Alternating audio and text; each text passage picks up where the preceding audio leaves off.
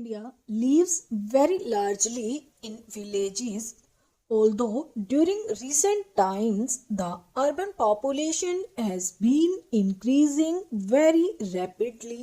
About 80% of our people still live in the villages. Anything done to bring about an all round improvement of the villages and those who inhabit them should not only be welcomed but given all possible encouragement by the state and the people at large. Mahatma Gandhi therefore attached the greatest importance to the welfare of villages. It is a happy idea to inaugurate the community development program on his birthday. The terms community development and community project may be new, but the concept is very old. Basically, this concept means many-sided development of villages as distinguished from development relating to particular aspects. Experience in the working of the Grow More food programs as well as the programs undertaken by various state governments and private agencies functioning in the sphere of village uplift has established that all aspects of rural life are interrelated and that no lasting results can be achieved if individual aspects of it are dealt with in isolation. This does not mean that particular problems should not be given prominence, but the plans for them should form part of and be integrated with those for achieving the wider aims.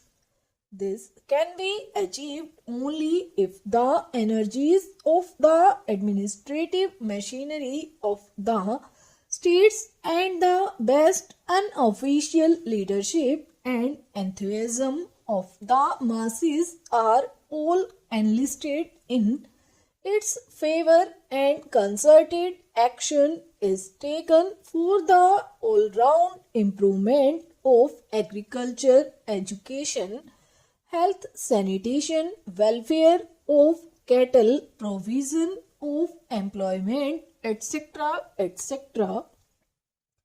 Under the inspiration given by Gandhiji, a large amount of selfless work has been done by his followers in various parts of the country, and other organizations and individuals have also done considerable work in that direction.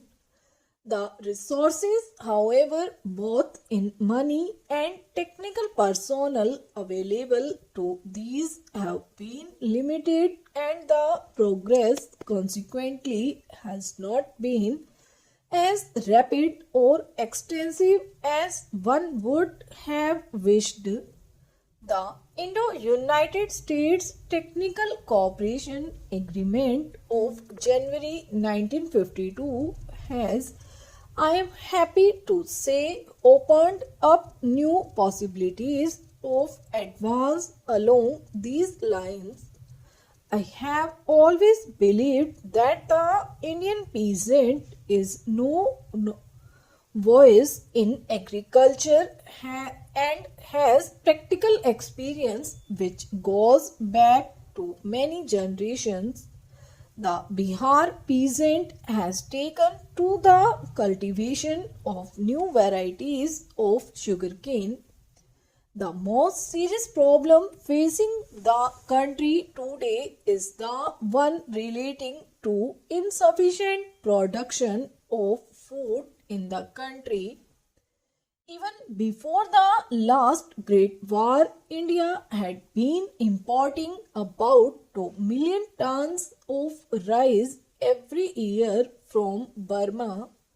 The deficit has increased as a result of partition, in consequence of which the surplus areas of West Punjab and Sindh have gone over to Pakistan. The increase in annual demand for food grains on account of increase in population has also been appreciable. To augment internal supplies, it has been necessary for government to import large quantities of food grains. The imports in the year 1991 reaching the figure of 47 lakh tons. Our planning commission, the government and all thoughtful people have been anxiously considering ways and means of increasing the food production for the purpose of closing this gap between production and requirement. The big river valley projects, some of which are already taken in hand and others which are under contemplation, will take time to be completed and are not expected to yield immediate results. For meeting the present deficit, we shall have to rely very largely on the minor irrigation projects such as wells, tanks and tube wells. Water available from small rivers, rivulets and channels can also be utilized. I am convinced there is a great deal of scope for these small projects, and I have no doubt that if these are satisfactorily handled, we shall be able to close the existing gap in our food supply. I am therefore happy to notice that in a community project area covering approximately 300 villages and 150,000 acres of cultivable land, nearly a third of the expenditure will be on minor irrigation works. If these are carried out through cooperative societies and the people living in these areas contribute in labor, which absorbs nearly 80 to 90% of the expenditure on these small irrigation projects, the amount made available for this purpose will be very much more than would otherwise be the case. I am hoping that this voluntary labor will be coming forth in an abundant measure to make these projects not only successful but also more extensive than if they were to be carried out only with the help of the money made available. Next to water comes manure. This may be either chemical or organic or rather a combination of both. For chemical manure, provision has been made for 108,000 tons of fertilizer in the agreement with the TCA. This will be supplemented by supplies from the output of the Sindri factory stock.